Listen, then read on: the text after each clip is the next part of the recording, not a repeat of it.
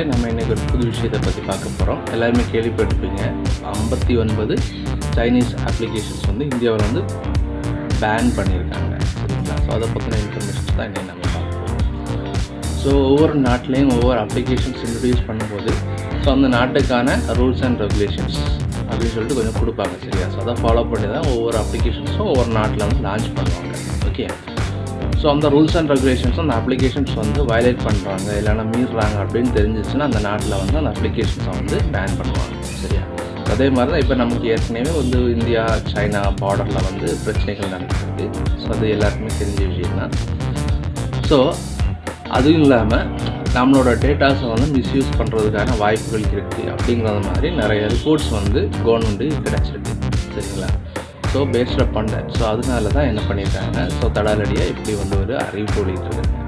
So few months back உங்களுக்கு வந்து தெரிஞ்சிருக்கும். ஸோ டிக்டாக் ஆப் வந்து முதல்ல பேன் பண்ணியிருந்தாங்க. ஸோ அதுக்கப்புறம் வந்து நிறைய கோரிக்கைகள் வருத்ததுனாலேயும் எல்லாம் என்ன பண்ணியிருந்தாங்க, ஸோ அந்த டிக்டாக்குக்கான பேனை வந்து எடுத்துட்டாங்க. ஓகே, ஸோ அதே மாதிரி தான் இப்போ வந்து என்னென்னா ஒரு 59 அப்ளிகேஷன்ஸ் சைனீஸ் ரிலேட்டட் அப்ளிகேஷன் வந்து சைனாலேருந்து க்ரியேட் பண்ண அப்ளிகேஷன்ஸை வந்து பேன் பண்ணியிருக்காங்க, சரியா? ஸோ அதில் வந்து நிறைய பாப்புலராக நாம் யூஸ் பண்ணக்கூடிய அப்ளிகேஷன்ஸ் எல்லாமே இருக்குது. டிக்டாக், ஷேர்ட்டு, அதுக்கப்புறம் யூசி ப்ரௌசர், அப்படி நிறைய அப்ளிகேஷன்ஸ் இருக்குது, சரியா? ஸோ இதில் வந்து என்ன இப்போ எதனால் பேன் பண்ணுறாங்க அப்படின்னா, ஸோ டேட்டாஸ் வந்து அதாவது டேட்டா செக்யூரிட்டி வந்து இல்லை, டேட்டாஸ் வந்து வேறு விஷயங்களுக்கு வந்து யூஸ் பண்ணலாம்.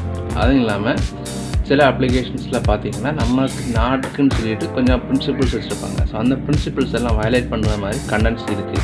ஸோ அந்த கண்டென்ட்ஸை வந்து அந்த அப்ளிகேஷன்ஸ் வந்து ப்ரொமோட் பண்ணுறாங்க, சரி? ஸோ டிக்டாக்லாம் பார்த்திங்கன்னா நிறைய விஷயங்கள் வந்து நாட்டுக்கு எதிராக வந்து பேசுவது மாதிரி, அதாவது நாட்டுக்குள்ளாடியே சில விஷயங்கள் வச்சுருப்பாங்க இல்லையா?